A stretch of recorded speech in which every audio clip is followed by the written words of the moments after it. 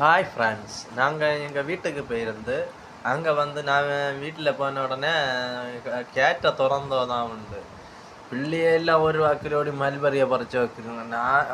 நான் ஒரு வாக்கிலோடி திரிஞ்சு பார்க்க முன்னே அங்கே எல்லாம் மட்டும் மல்பரியை மூட்டில் நின்று பறிச்சு ஒரு காര്യം வீடை തുറക്കാൻ மாட்டேன். അപ്പം ഒരു വിളയാട്ട് പിന്നെ എല്ലാം പറിച്ച് മുടിஞ்சு പിന്നെ കഥ തുറന്ന് ഉള്ള പോയിട്ട് പിന്നെ എനിക്ക് വേല ചെയ്യേക്കുதான் என்னங்கிற ചെറിയതായി வேலை செய்யக்கு தான் போனது. அங்கே போய் பின்ன செடிகளுக்கு எல்லாம் தண்ணி ஊற்றிட்டு அப்படியே தண்ணி எல்லாத்துக்கும் உணர்ந்து அப்படியே மழை இப்போ சீசன் தான் இருந்தாலும் ஒரு தண்ணி நினைப்பேன். இப்போ ஃபஸ்ட்டு தண்ணி நினைச்சேன்.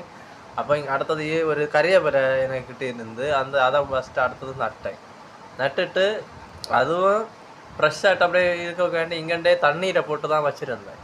அதனால தான் அது வாடாமல் அப்படியே இருந்தது.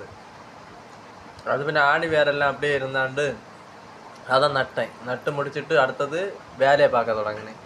പിന്നെ കുറച്ച് പോലെ മണ്ണ് കിടന്ന് அதை வச்சு പിന്നെ சிமெண்ட் கொஞ்சம் போல இருந்து அதை வச்சு காங்கிரீட் போட்டேன் வீட்டு மிட்டத்தை. இன்னும் போட கிடக்கு. அதுக்கு நீ மண் எடுத்துட்டு தான் போடணும்.